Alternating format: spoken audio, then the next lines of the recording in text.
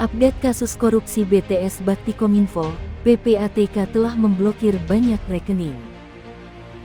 Komitmen pemerintah terhadap pemberantasan korupsi tidak pernah surut.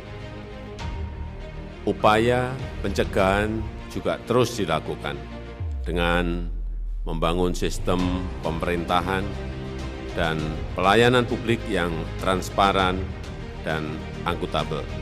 Dalam hal penindakan, pemerintah antara lain telah dan akan terus melakukan pengejaran dan penyitaan terhadap aset-aset. Saya ingatkan kembali kepada aparat penegak hukum untuk memproses tindakan pidana tanpa pandang bulu dan tanpa tebang pilih.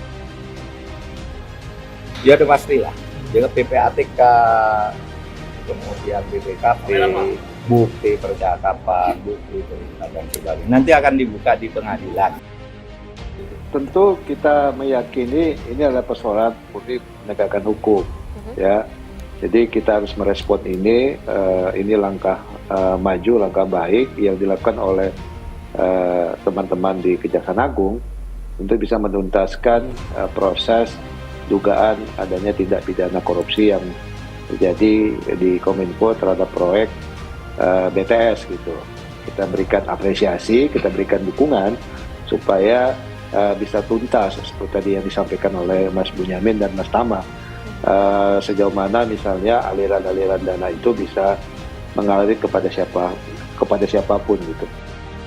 Sangat mudah ya, karena sudah ada kejahatan asalnya yaitu korupsi, dan kemudian kita tinggal orang-orangnya sudah ada, kemudian struktur anatomi kejahatannya sudah nampak oleh Kejaksaan Agung, orang-orangnya sudah disebutkan, tinggal kita lihat aliran dana. Kita minta bantuan kepada PPATK dan juga mungkin dari masing-masing juga punya LHKPN, menteri ini punya LHKPN, mungkin yang lain juga yang nggak mungkin juga ya dari kementerian hanya menterinya saja. Direktorat yang tergabung, direktorat yang bertanggung jawab terhadap itu juga siapa, irjennya bagaimana. Jadi memang orientasinya itu uang 8,3 triliun itu kemana? Siapa yang menikmatin? Pusat Pelaporan dan Analisis Transaksi Keuangan, atau PPATK, menyatakan telah memblokir banyak rekening terkait kasus korupsi proyek pembangunan Base Transceiver Station, BTS 4G, milik Badan Aksesibilitas Telekomunikasi dan Informasi Kementerian Komunikasi dan Informatika, atau Bakti Kominfo. PPATK menyebut, rekening tersebut dimiliki oleh beberapa pihak yang diduga terkait dengan kasus ini. Penelusuran aliran dana korupsi 8 triliun terus ditelusuri, mengingat uang negara yang sudah terlanjur hilang, padahal hasil dari pengerjakan proyek Bakti Kominfo tersebut tidak ditemukan tower BTS yang berfungsi. Uang yang sudah hilang itu 8,3 triliun lah. Iya, itu gede banget. hasil perhitungan BPKP yang memang sudah ada metodologinya, dilakukan tidak serampangan, berdasarkan bukti, juga by request, gitu ya. Artinya ada perkara pidana korupsi, ada request ke BPKP untuk menghitung kerugian negara. Nah, dari kerugian negara yang terjadi, kan tentu saja bicara soal kerugian yang hilang. Pertanyaannya, kalau dia hilang, dia pergi kemana? 8,3 triliun misalnya, ada soal kemahalan harga. Pertanyaannya, siapa sih yang bikin harga ini menjadi mahal? Sampai bilang kemudian ada markup. Kemudian juga ada yang ada komponen terkait dengan pembayaran BTS yang belum terbangun. Pertanyaannya kok belum dibangun tapi udah dibayar. Dalam rangkaian kasus korupsi proyek BTS 4G, PPATK memblokir banyak sekali rekening. Saya enggak ingat dalam rangkaian kasus itu pihak mana yang diblokir. Banyak sekali, tutur Ivan, Kepala PPATK. Dana korupsi proyek Base Transceiver Station, BTS 4G Bakti Kominfo, yang menyeret nama mantan Menkominfo Johnny G. Plate, juga diduga mengalir ke sejumlah elit partai politik. Pitmen Kominfo Mahfud MD, buka suara terkait dugaan aliran dana korupsi BTS 4G Kemenkominfo ke sejumlah elit partai politik. Mahfud menyebut bahwa dirinya sudah melapor langsung ke Presiden Jokowi soal dugaan aliran dana korupsi tersebut ke sejumlah parpol. Namun, ia enggan ikut campur dan biar hukum yang akan menentukan. Mahfud pun mengaku sudah mendapat kabar dugaan aliran dana korupsi Bakti Kominfo. Setiap ada korupsi, pasti kan diduga melibatkan pejabat, melibatkan tokoh politik, terus ngomong nggak boleh diproses. Karena apa? Ini ada kepentingan politik dari lawan politik gitu.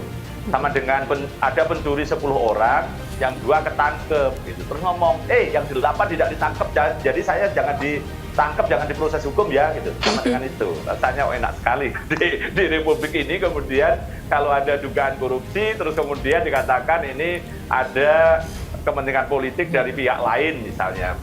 Nah, kalau saya sih sebenarnya kalau toh ada gitu, sejak awal dulu itu sesuatu yang halal, Fandi. Ada korupsi ini kan dibongkar pertama dari urutan itu pasti ada persaingan di atasnya. Paling atas ranking 1 kalau terus terbongkar. Nggak ada KPK, Kejaksaan Agung, apalagi Boyamin Maki hebat sekali bisa membongkar atas peran sendiri, itu nggak ada. Pasti ada informasi dari orang dalam. Yang konteksnya itu persaingan. Persaingan bisa jadi karena saling berebut atau tidak dibagi rata atau ya pengen menggulingkan terus dia pengen menggantikan. Idealisme itu nomor ranking paling akhir dan prosentasenya nggak sampai 5%, Pak. Jadi ya nggak apa-apa, halal aja bagi saya. Kalau toh nanti ujungnya bongkar-bongkaran begitu, ya saya lebih senang gitu. Karena saya itu selalu ngomong tidak punya kewenangan apa-apa, tapi kalau mengadu domba kan boleh. Gitu. Jadi kalau ini nanti ada yang bongkar-bongkaran, ya senang sekali saya kan gitu. Koordinator Maki, Boyamin Saiman berpendapat, jika ada yang menggabungkan isu politik dalam kasus korupsi Kominfo ini, bukan berarti para tersangka kasus korupsi tidak bisa diproses secara hukum. Dalam hal penelusuran aset dan aliran dana, Kejagung menyampaikan bahwa dugaan tindak pidana pencucian uang atau TPPU yang kemungkinan dilakukan para tersangka juga akan didalami. Namun, ia belum bisa banyak memberikan perkembangan terkait itu lantaran masih proses pendalaman oleh penyidik. Iya, kalau saya lihat emang cukup cepat ya penanganan perkaranya. Kalau kita lihat kan perkara ini mulai bergulir tahun lalu. Dalam waktu setahun bisa dibayangkan sudah ada 6 tersangka dan sudah ada pejabat ofisial di tingkat high rank gitu ya, yang paling tertinggi lah posisinya sebagai menteri, itu sudah ditetapkan sebagai tersangka. Dan yang melakukan itu bukan badan seperti KPK yang memang dia dianggap sebagai integrity body, tapi Kejaksaan Agung. Yang juga memang Jaksa Agung ini kan juga pejabat setingkat menteri. Ini menurut saya juga salah satu hal yang kita harus apresiasi, dan tentu saja saya menilai ini adalah upaya kejaksaan untuk bersih-bersih di pemerintahan. Kalau ada yang bilang ini masalah politik, bisa diintervensi dan lain-lain, kita juga harus jelaskan gimana perkara Juliari Batubara sebagai mensos yang juga misalnya hadir partai dari partai pemenang pemilu, dari PDIP gitu. Bisa-bisanya dia juga diproses, tapi kan tetap diproses kira-kira begitu.